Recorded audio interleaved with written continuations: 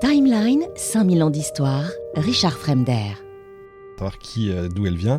Vous l'avez dit d'ailleurs, du Nord, elle écrit en langue d'Oil, Oui. donc dans le nord de la France, fatalement, Oui. nord de la Loire. Ça, c'est au moins une certitude, c'est que dans les chroniques, on la désigne comme Marguerite de Hainaut, dite Porrette. Donc ça fait beaucoup d'indices pour Voilà, le Nord. donc le Hainaut, à l'époque, c'est plus vraiment une désignation administrative, mais c'est encore un territoire et c'est associé à un patrimoine encore aujourd'hui qui correspond pour celles et ceux qui ont un petit doute à une zone qui est maintenant entre la France et la Belgique. Oui, c'est ça, les Flandres. Oui, les Flandres, c'est juste au-dessus. D'accord. Et donc le Hainaut est un peu en dessous. D'accord, donc ça englobe notamment Valenciennes, qui est la ville à laquelle elle est attachée, attribuée. Donc on sait, on suppose qu'elle est originaire de Valenciennes. Et plus récemment, une chercheuse qui a soutenu une thèse à l'EHESS en histoire a relevé dans les archives du béguinage de Valenciennes le nom d'une Margonnette qu'elle propose d'identifier à Marguerite. Alors il y aurait des arguments pour, des arguments contre. Margonnette, c'est... Margonnette, c'est un diminutif, en D'accord. fait, pour Marguerite. Ah ok, d'accord. Donc, c'est pas impossible. Mais là encore, voilà, on est dans la conjoncture. Porrette veut dire quelque chose, d'ailleurs. Oui, Porrette, ça veut dire le petit poireau. le petit poireau. D'où le ça petit vient, oignon ça aussi. D'où ça viendrait, ce... Là encore, on est obligé de faire des hypothèses. Ouais. Moi, celle qui me semble la plus intéressante, c'est le lien avec la pratique du jeûne. Puisque j'ai pu trouver dans des textes béguinots la métaphore de cet aliment qui est en fait la cive, qui est c'est toute une gamme. Oui, voilà. C'est vrai qu'en Belgique, on mange même encore famille. des tartines de fromage blanc avec la cive, là, avec ses oignons nouveaux. Et donc, ils pouvaient être utilisés dans une pratique ascétique de jeûne. C'est-à-dire qu'on va se consommer seulement ce type d'aliments qui viennent de la terre pour montrer son humilité. Et donc, à force, on finit par être un petit peu maigre quand même, parce que ça nourrit pas beaucoup. Et cette extrême maigreur, elle a été désignée dans un des textes que j'ai pu rencontrer comme faisant penser à... La personne fait penser à un petit oignon, parce qu'elle est toute fine, en fait. C'est génial, oui, bien sûr, évidemment. C'est une possibilité. Voilà, on n'a pas vraiment d'autres hypothèses sur ce patronyme. On a donné le mot, béguine. Est-ce qu'on peut, on va dire ce que c'est. Est-ce qu'on peut dire aussi que c'est une béguine clergesse ? Oui, ce sont les termes qui apparaissent en effet dans la version française des chroniques. On va expliquer tout ça. Oui. Donc la béguine, c'est une femme, comme vous l'avez dit en introduction, pieuse, qui mène une vie religieuse, mais sans avoir prononcé de vœux envers l'Église. Donc, c'est un statut un peu hybride. Alors, si on l'hybride, l'époque n'aime pas du tout. Non, on est vraiment dans une époque une société de mise au pas. Comme je le dis souvent, c'est très important. Oui, et puis vraiment de raidissement aussi. Sous Philippe le Bel, que ce soit les Templiers, qui sont aussi hybrides, qui sont moines soldats. Oui, exactement, bien donc, sûr. on a le même statut, en fait, de ces deux groupes, de ces deux communautés. Et donc, les béguines, c'est un mouvement spontané, assez étonnant d'ailleurs, qui apparaît au cours du XIIe siècle, qui se répand à vitesse grand V au XIIIe siècle, principalement dans le nord de la France et donc dans ce qui correspond aujourd'hui aux Belgique et aux Pays-Bas, mais pas seulement. On en a aussi beaucoup en Allemagne, on en a en Champagne, on en a dans le nord de l'Italie, on en a dans le sud de la France actuelle. Donc c'est vraiment quelque chose qui essaime.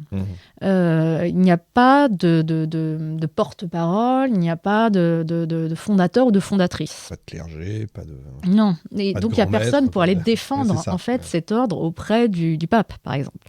Dans les mêmes années, au moment où ça se développe, on a François d'Assise, qui lui aussi va fonder un ordre, et c'est pas le seul, il y en a plein, et qui ensuite va porter la demande d'approbation auprès de l'Église, et ce n'est jamais gagné. Il a failli pas l'avoir. La première version de la règle a été refusée. Donc ce sont des ordres qui peuvent être désignés comme hérétiques, comme qui peuvent être approuvées. Donc à des béguines, il n'y a jamais eu personne pour aller porter cette demande. Donc elle reste dans ce statut, en fait, qui correspondrait quelques décennies ou siècles plus tard, plutôt siècles plus tard, à celui de tertiaire, c'est-à-dire de femmes laïques qui viennent s'engager auprès d'un ordre religieux sans s'engager totalement, mais qui vont se consacrer à leur manière à elles, à une vie spirituelle. Et alors la spécificité surtout de ces béguines, c'est que ce sont des femmes libres, puisque certes elles sont attachées à une paroisse, à un couvent, elles ont besoin en fait d'avoir un prêtre qui vienne célébrer la messe, administrer les sacrements. C'est la piété, ça. Oui. Ils ont besoin. Oui, ce ne sont pas des rebelles radicales, Oui, en ce sens-là. ça. Mais en même temps, elles se gouvernent elles-mêmes. Donc elles ont un enclos fermé, avec un certain nombre de maisons individuelles dans lesquelles elles vivent au moins à deux. La solitude, c'est très relatif au Moyen-Âge. On est toujours deux quand on est tout seul au Moyen-Âge. Et puis, il y a des personnes qui sont des béguines qui sont pauvres et qui travaillent, qui vont travailler au sein d'hôpitaux, dans le béguinage ou à la ferme aussi, du béguinage, ou dans des écoles. Et puis, qui vont alphabétiser comme ça un certain nombre de classes sociales qui habituellement n'avaient pas accès à l'éducation, donc la classe bourgeoise ou petite bourgeoise, filles comme garçons. C'est déjà des écoles mixtes à l'époque, ce qui est assez novateur. C'est une autre vision du Moyen-Âge, c'est bien. Ah oui, oui. On a tellement cette vision de période sombre, tout ça parce qu'il y avait moins de textes à certaines dates. Oui, puis on a choisi de mettre peut-être en avant certains faits plutôt que d'autres. Pas faux. Donc c'est vrai que là, à chaque fois qu'on rencontre pour la première fois ou quand j'en parle et que les personnes découvrent tout ça, il y a un effet de stupéfaction parce qu'on se dit mais c'est pas ce qu'on m'a raconté. Bien sûr, il y a des femmes médecins, il y a des femmes militaires. Oui, sages-femmes, et il y a un certain nombre de compétences qui sont reconnues comme particulièrement bien développées par les femmes et transmises. Après, ça reste des femmes, donc il y a toujours cette suspicion de l'Église. Oui, et en même temps qu'il y a géométrie variable en fonction des périodes, en fonction des territoires. Puisque dès qu'on va avoir une juridiction un petit peu plus favorable en termes d'héritage, tout simplement, ça c'est quand même symptomatique, dès qu'une femme peut posséder en propre les biens hérités du père ou du mari, ça change la donne sur la légitimité, l'autorité dont elles peuvent disposer. Et donc, typiquement, ces territoires du Nord sont des territoires où les femmes accèdent à cette propriété. C'est un territoire aussi où il y a eu des comtesses très fortes, Jeanne et Marguerite de Flandre et de Hainaut, qui étaient les filles de Baudouin, l'empereur de Constantinople. Exact. Donc, on ne vient pas de n'importe où. Et qui ont exercé un pouvoir vraiment décisif et un pouvoir féminin. Donc, les béguines, elles s'ancrent dans ce contexte-là. Elles revendiquent une liberté. Elles se gèrent.